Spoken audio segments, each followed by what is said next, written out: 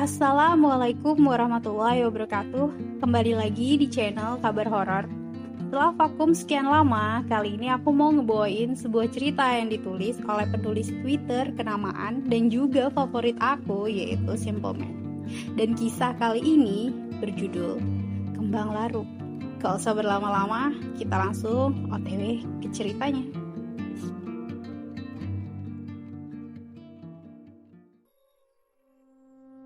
Gambar ilustrasi dalam cerita ini menggunakan foto kembang Wijaya Kusuma. Alasannya sederhana, hanya untuk penggambaran filosofis dari apa yang penulis coba utarakan dalam bentuk narasi yang dimaksudkan kembang laruk dalam cerita ini. Oh ya, untuk nama tempat dan lain sebagainya rasanya tidak perlu ditulis ya. Anggap aja cerita ini merupakan pengalaman narasumber sebagai pengingat baik dan buang buruknya. Selebihnya dinikmati aja sebagai sajian, oke? Karena manusia masih terlalu kecil untuk tahu apa yang ada di luar sana. Tahun 1993, Rizky Anggoro Prasetyo lahir dari sebuah keluarga yang kental dengan pemahaman kejawen. Sejak dulu, Rizky banyak dikenalkan dengan berbagai budaya Jawa oleh bapak. Sebuah budaya yang jarang ditemui di tempat-tempat umum, sebutlah seperti wayang, ludruk, atau tari. Bahkan di rumahnya, benda-benda antik peninggalan leluhurnya masih dirawat dan dijaga dengan sangat baik. Rizky menghormati bapak lebih dari sekedar hubungan antara anak dan orang tua. Ia mengagungkannya, karena seumur hidupnya, Rizky hanya mengenali orang tua ini yang selalu menemani dia semenjak masih kanak-kanak. Ibu tidak beruntung, karena harus pergi terlebih dahulu saat melahirkan Rizky kecil. Sehingga hanya sosok bapaknya lah, yang akhirnya dia kenali sebagai sosok yang paling penting dalam hidupnya. Orang zaman dahulu pernah mengatakan, tresno iku apik, nanging sing lebih tresno nang kuwasa iso nggarai menungso salah dalan. Sing kelebihan iku gak tau apik. Artinya, menyukai itu bagus, namun jika melebihi kesukaan kepada Tuhan yang Maha Kuasa, itu bisa membuat manusia salah jalan. Yang berlebihan itu tidak selalu membawa hal yang baik. Di momen inilah di mana Rizky waktu itu masih berusia 16 tahun. Ia harus mendengar kabar jika bapaknya kemudian meninggal dunia karena kecelakaan di tempat kerja di sebuah pabrik di mana seluruh bagian tubuhnya sampai tidak bisa dikenali lagi. Innalillahi. Hal itu yang membuat Rizky hanya bisa berdiam diri seperti orang yang kehilangan jiwa. Meskipun masih ada Simbah yang merupakan pensiunan tentara, tapi Rizky tidak bisa menerima kepergian bapaknya yang pergi begitu saja tanpa pernah pamit kepada dirinya terlebih dahulu. Suatu hari, setelah melewati 100 hari bapak, Rizky pamit kepada Simbah. Dia berniat untuk tidur terlebih awal. Waktu itu, Simbah hanya bisa melihat Rizky dengan wajah yang sayu sambil berpesan kepada anak itu. Mari ngene maghrib lho nang, sabar yo, mari isya, kowe iso istirahat ya nang.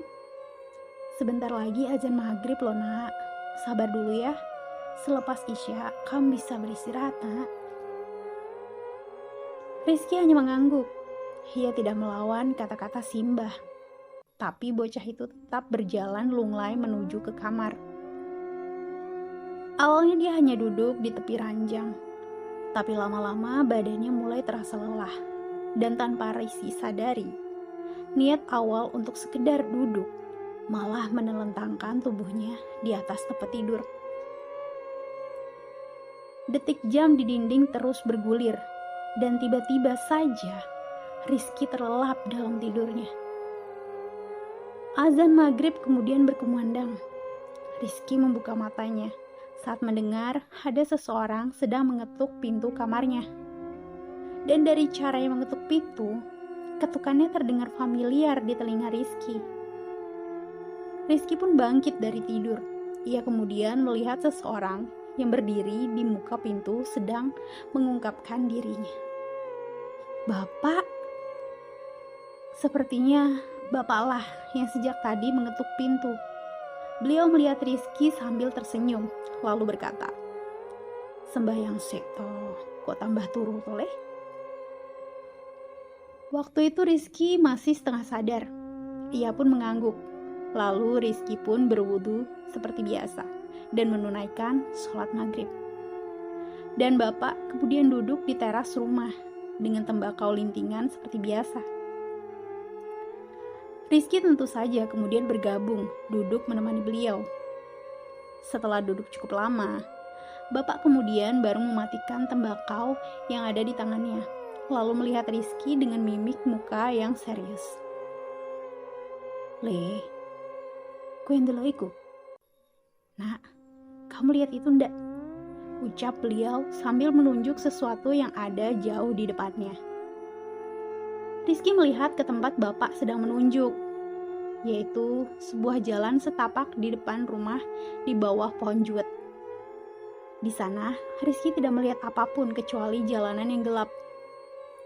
Bapak kemudian berkata, "Iku ngono ibumu le, wis ngenteni kowe ket biyen." "Itu ibumu nak, sudah menunggu kamu sejak dulu." Rizky tentu saja terkejut saat itu. Berkali-kali dia melihat ke tempat itu, tapi ia tidak bisa melihat siapapun berada di sana. Rasanya bapak sedang ngelantur, pikirnya waktu itu. Tapi kemudian bapak berdiri. "Kowe ora percaya tau karo bapak? Nek gak percaya, gur melu aku tak dudono nek ibumu pancen ono nang kono." "Kamu gak percaya kan sama bapak? Kalau tidak percaya, ayo ikut.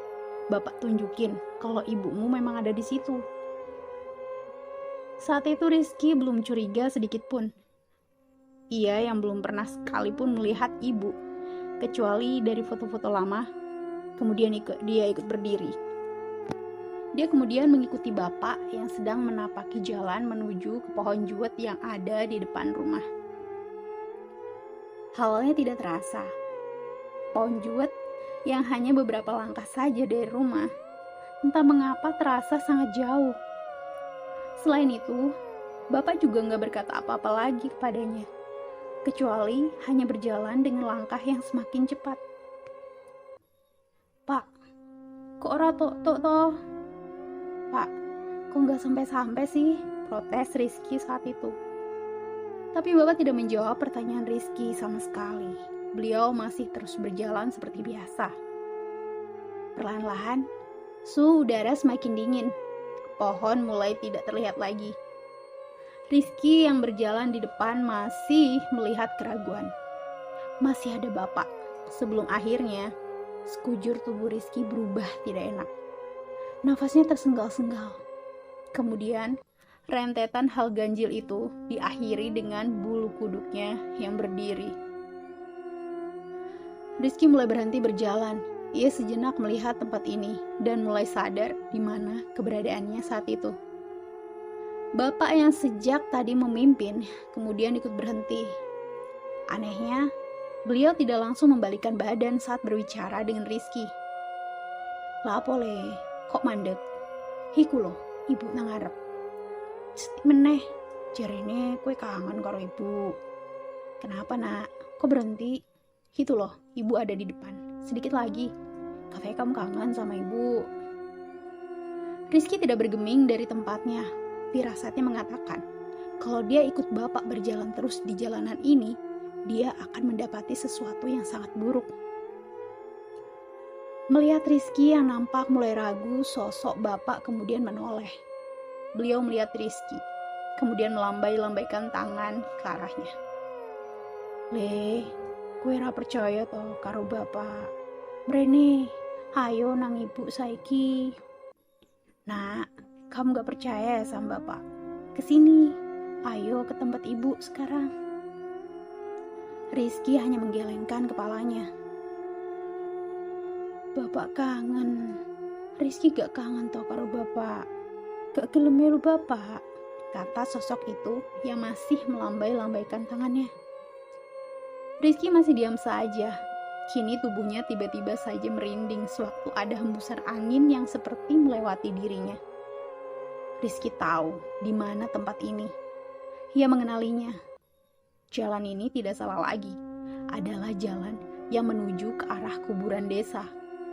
Kuburan tempat orang-orang mati biasa dimakamkan.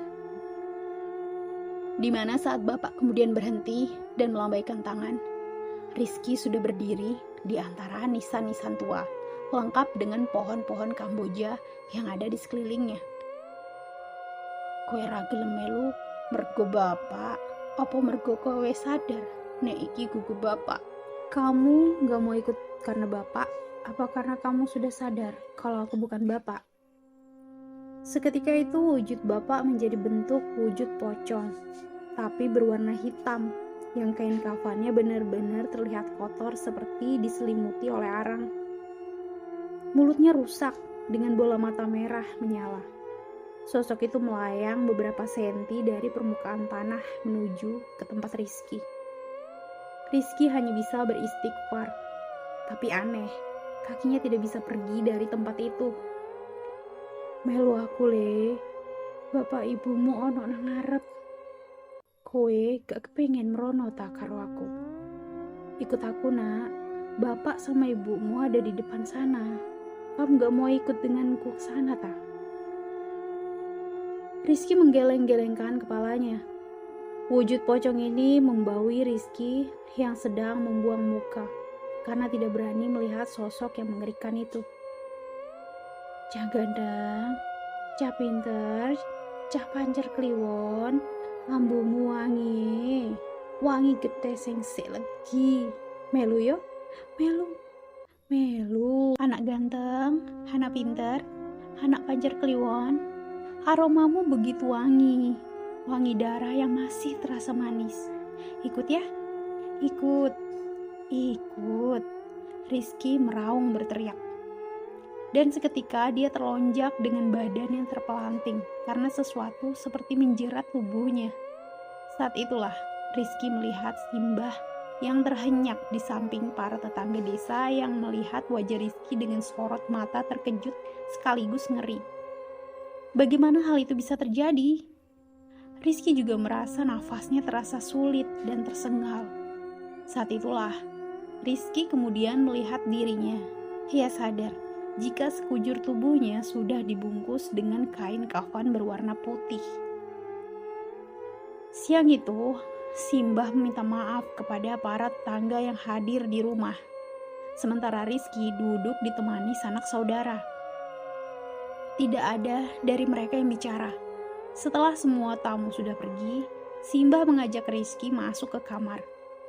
Rizky kemudian menceritakan semuanya, mulai dari ketemu bapak, kemudian diajak jalan, ketemu sama ibu, kemudian melihat wujud pocong menggunakan kain kafan hitam.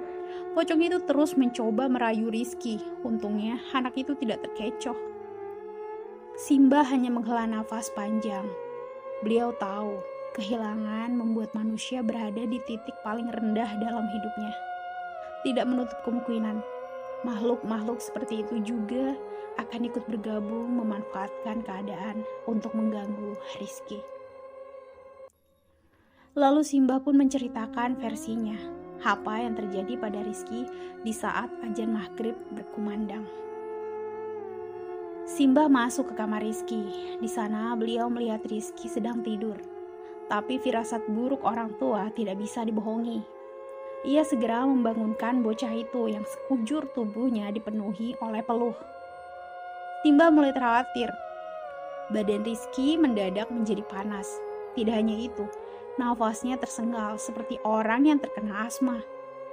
Simbah kemudian memanggil orang-orang termasuk mantri desa. Tapi semua orang tidak bisa membangunkan Rizky yang seperti hanyut dalam tidurnya. Semakin malam, semakin mengkhawatirkan dari badan yang sebelumnya panas tinggi mendadak menjadi dingin. Nafas Rizky juga tidak beraturan. Beberapa orang menyarankan agar ada yang mau mengazani anak itu. Simbah pun melakukannya, dan tiba-tiba tubuh Rizky mengejang hebat. Dibantu orang-orang, semua melafalkan azan yang semakin keras. Tubuh Rizky terus mengejang. Bahkan bocah itu menjerit-jerit seperti orang kesurupan. Saat ada di titik paling jauh, tubuh Rizky kemudian berhenti bergerak. Denyut nadinya lenyap. Detak jantungnya berhenti berdetak. Rizky yang baru saja kehilangan bapak dinyatakan meninggal dunia pada pukul 12:05 malam. Waktu itu tetangga menyarankan agar anak malang itu dimakamkan saat itu juga. Tapi Simbah masih belum rela. Beliau bilang agar Rizky tetap di sini setidaknya untuk malam ini saja. Besok pagi pemakamannya baru dilangsungkan. Simbah pun pada malam itu tidur di samping jasad Rizky.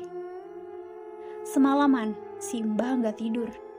Beliau menjaga cucunya. Semua sholat beliau lakukan, membaca ini itu, sambil mengharapkan kalau Rizky benar-benar cuma tertidur. Tapi sampai fajar terbit, Rizky tidak kunjung menghembuskan nafas. Dia benar-benar sudah pergi ke alam baka.